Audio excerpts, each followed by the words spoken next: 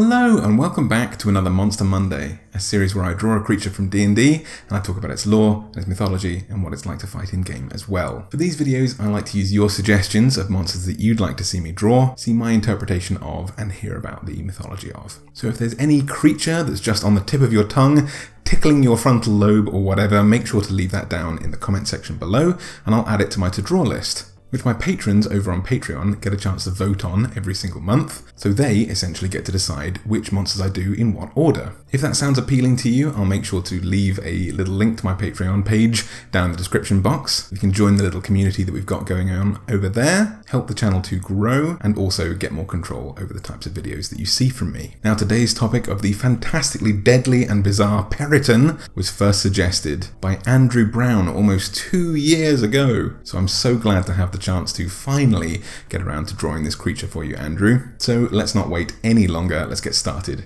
with today's video on the topic of Perytons. Perytons are absolutely fascinating creatures. They're either depicted as 4 or sometimes 6-limbed bestial monsters with the head and body of a stag, the teeth of a wolf, and the wings of a bird of prey of some kind. And on the face of them they seem right at home in somewhat familiar depictions of ancient European medieval fairy tales, or those that appear in medieval manuscripts. Fascinatingly enough though, despite their appearance, they're actually more like modern-day folklore stories, something like Mothman or the Jersey Devil. Perytons were actually originally the creation of an Argentinian short story writer known as Jorge Luis Borges in his 1957 book, The Book of Imaginary Beings, or in the original Spanish, Manual de Zoológica Fantástica, and he was inspired by a supposedly long-lost medieval manuscript, which he used as his source. But there's absolutely no evidence to substantiate these claims, and there are no records of the Peryton before this time. As a result of this modern and thus fairly limited history, we actually have very limited information about these creatures, and their mythology is largely formed by the media that we now consume. So it's fair to say that D&D actually contributes to this creature's legend very substantially and has formed much of what we actually know about them. Despite this, there are a few more nuggets of information that we can glean from Borges' original writing.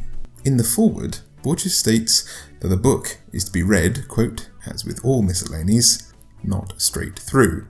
Rather, he would like the reader to dip into its pages at random, just as one plays with the shifting patterns of a kaleidoscope, end quote. Which I suppose is sort of how we view our Monster Mondays. So I feel like we would have this author's blessing in the way that we dip in and out of the monster manual and pick things seemingly at random.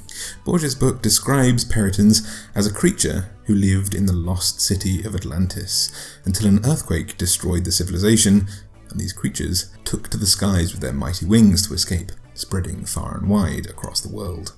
He also describes that the Peryton casts the shadow of a human being rather than its more bestial self. That is, until it kills a human during its lifetime, at which point it will start to cast its own shadow. I was very perplexed as to why Borges would pick the name Peryton for this creature. I couldn't think of anything off the top of my head as to what this could possibly mean.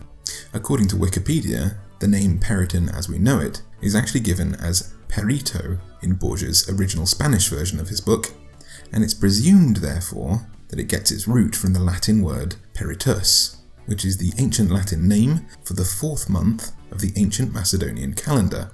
But why this would be connected to Perytons is still truly unclear. But the word peritus is something worth looking into, and I wonder if instead of a month of a calendar, it has some other meaning. Peritus in Latin is also the word expert. It was a title given to Roman Catholic theologians attending an ecumenical council, and this might perhaps indicate that this creature is some kind of expert, maybe an expert hunter, or perhaps could indicate that these creatures are tied in some way to scholarly pursuits, and perhaps people who push knowledge too far.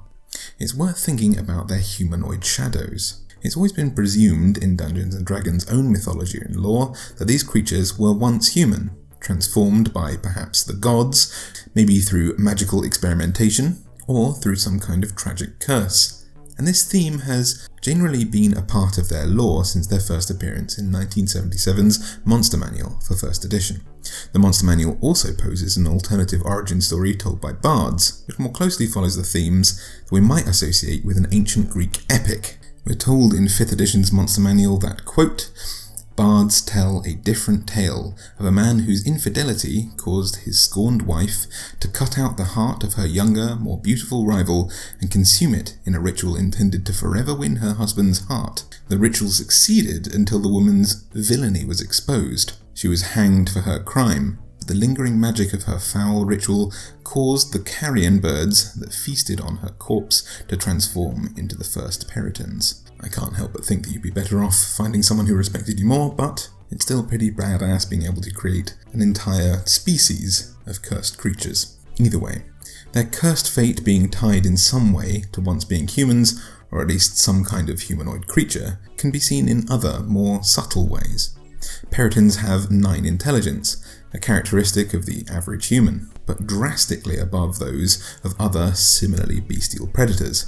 They understand both Elvish and Common, but they are cursed to be unable to speak. And, as I alluded to earlier on, they are obsessed with consuming the hearts of humanoid creatures, which I'm not saying is something that humans do, but it is perhaps tied to their potentially humanoid origins. The implication is that they don't need to eat very often, if they are so obsessed with consuming hearts. We know that they are actually omnivorous, eating a great deal of plant matter, which I suppose can be seen in their deer-like bodies, an exclusively prey animal which has a herbivorous diet. However, their bodies are built more for predatory action, for the consumption of meat.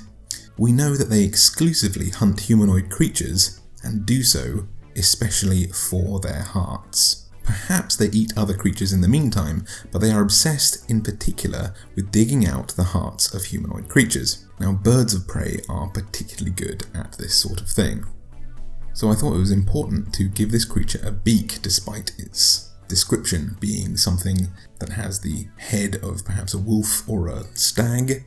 I wanted to give this creature something like a beak. Birds of prey have hooked beaks, which are particularly good at digging through creatures' organs and picking out very nutritious or particularly useful organs and bits of tissue, while discarding, like a scalpel, those which might cause them harm.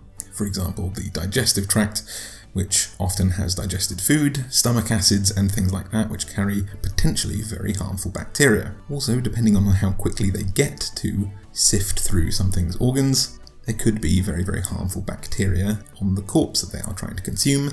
So having a beak makes things very, very good at digging through a body without necessarily getting all this mud and guts and potentially infected material all over your face, near your eyes and things like that, because you have something keratinized, something bone-like, a tool to be your first entry point into what you're going to consume, rather than the skin and muscle tissue that a wolf might need. So that's why I've included one in my drawing today. According to James Wyatt and Rob Heinzo, writing in 2001's Monster Compendium, the Monsters of Faerun, we're also told that Peritons are obsessed with hunting for, quote, the perfect heart.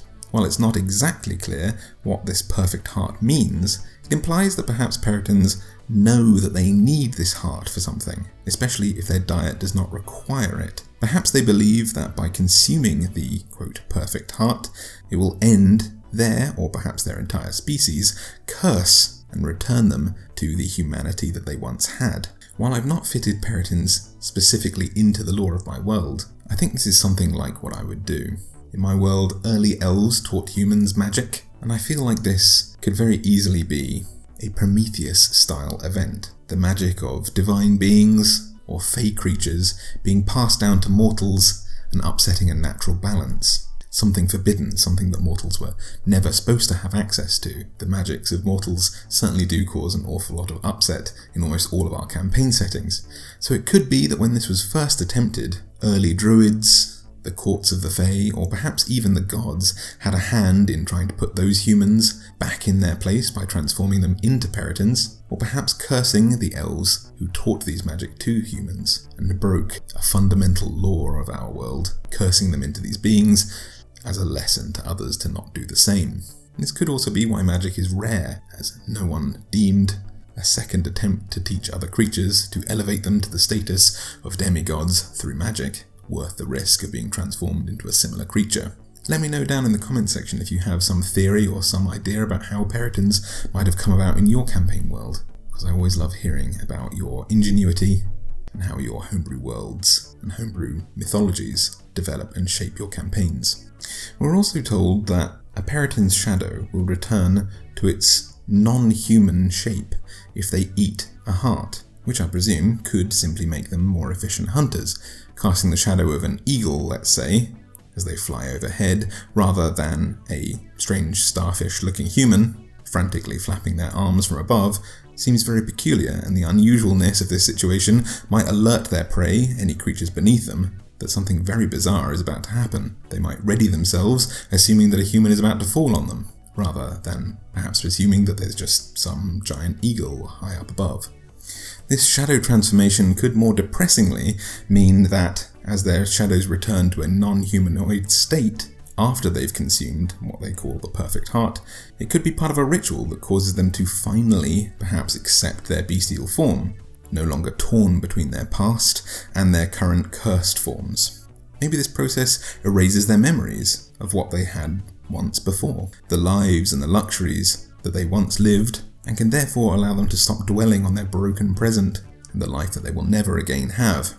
One potential nugget of evidence for this is that we know that females of the species can only bear young once they have consumed such a heart. Perhaps they would only wish to further their species if being a Peryton is the only life they know. Why would they bring more cursed creatures into existence, unless they believe it is a fine form to be? If they forget their hope for a return to normality, to humanity, and live to survive as any other creature would, and thus the continuation of their species would be paramount. But the real kicker, and the reason why I believe the Fae would perhaps be involved in this transformation, is the question, do Perytons believe that they are curing their curse by eating the perfect heart, or do they believe that they are erasing their memories of their life before? And which one is crueler? Do they hope to erase their memories by finding the perfect heart to alleviate their torment? There's another little bit of speculation in regards to the heart eating I really like, although I can't vouch for the science for because I'm not a biologist, and I like the idea of it so much that I'm just not going to have this mystery spoiled for myself. We're told that Peryton females lay eggs with shells as hard as metal, and apparently incredibly strong acid is required to melt through the shells. And it's believed that Perytons actually consume the hearts of humanoid creatures because of their high iron content, and that they have some mysterious organ which holds on to all of the iron held within all of the hearts that they consume, and that they use these to produce these incredibly strong eggs and also their antlers. Unlike these stags that they are based on, Perytons grow very strong antlers whether they are male or female. They use them as a goring attack, which deals 1d8 plus 3 piercing damage. And I really wanted to include in this some peculiarity of the strength of all these potentially keratinized areas. So I made them very dark, steely, perhaps coated in some kind of organic iron, to make them this kind of coal black colour. I've also done this with all of their claws and talons, and in the hooves that they have on their back legs. These antlers are actually used in an instrumental part of their attack process. They have an ability called Dive Attack, which says that if a Peryton is flying and dives at least 30 feet straight towards a target, and then hits them with a melee attack, they deal an extra 2d8 damage. I loved the idea of these things perhaps rotating or grinding these horns against the top of a cave, generating sparks to cause fear in the hearts of those that they seek to consume. But aside from these kind of iron-covered talons and antlers, there are a few challenges that I had to overcome for the artistic rendition that I've made of this creature, which I haven't differed too much from the Monster Manual version because I think it's a pretty good blending and fusion of different creatures. As I say, I wanted to give this creature a beak because I feel like that is the most efficient way that a predator like this could find and harvest specifically the heart and the heart only of a creature that it wants to hunt. But aside from that, its head was a whole challenge in of itself. I wanted to give this creature human enough looking eyes, perhaps cursed and influenced by magic in some capacity, so they have these orange or red irises and black corneas. But if the saying is that the eyes are the window to the soul, I wanted to show that there was potentially a human soul trapped within this creature. Deer's eyes are the most peculiar looking out of the 4 different types of creatures that make this up, and therefore were my initial go-to. They were the thing that I wanted to do, but the shape of the face would have to be drastically altered. A deer or a stag's eyes are on the sides of its head because it's a prey animal. It needs to have a huge field of vision in order to detect something that might be trying to come and kill it. But the Peryton is a predator, as are wolves and birds of prey, and indeed humans, who have their eyes facing forwards so as to better pinpoint and lock onto a target that they are intending to hunt. So while having a wide berth between its eyes, like a deer's, and you also needed to have them facing forwards so that it could efficiently hunt for prey. Otherwise, it's hard to tell that this creature is influenced by a stag if, like the Monster Manual version, you go for having talons as its back feet. So I wanted to make sure that it had a stag's feet, a deer's feet, to really emphasize the strangeness of this creature. But a stag-like body and stag's feet are not good for bipedal movement, something this creature would have to rely on. So I decided to lengthen its forelimbs, its wings, which anatomically are very, very similar to arm bones, with the kind of the hand kind of facing back the way to fold these wings. I wanted to make them strong enough and long enough that this thing could use them as forelimbs to walk on. We know that this creature, despite its strange locomotion, does actually have 20 foot of movement speed when it's not flying at 60 feet. And I made sure to include a thumb talon, a bit like a raptor, so that it can make this talon attack that it has. It has a multi-attack, allowing it to make 1 gore attack with its antlers, and 1 2d4 plus 3 piercing damage attack with, quote, talons. But seeing as I've not included those, I could just as easily turn that into a 1d8 plus 3 piercing damage attack from its hooked beak, or something along those lines. But this creature was absolutely fantastically challenging, a great monster to cover, something that I've never really used as a DM, and had some really interesting, albeit far more recent lore than I was expecting. So I hope you enjoyed this video as much as I did researching it and drawing it, and if you did, please make sure to leave it a like down below, perhaps favourite this video, and share it with the rest of your D&D party, in case any of you have particularly delicious seeming hearts that a Peryton might like to feast on. I hope you'll subscribe as well so that you don't miss a single one of my videos, and also because all of those things really help to let YouTube know if I'm doing a good job here or not, and they'll help us burst out of the iron-coated egg of obscurity into the predatory, flying, cursed beast monster that we hope we can become. So we can only do that with your help. If you really want to support the channel in a very personal way and get access to all sorts of rewards as well, like having your name added to the end of my credits, getting copies of all my illustrations, including this one, that I do each month, and so on, I'll make sure to leave a link down below to my Patreon page, where patrons get access to all of that sort of stuff. But until next time, I hope you find all the iron-filled hearts that your cursed life requires, and happy monster hunting.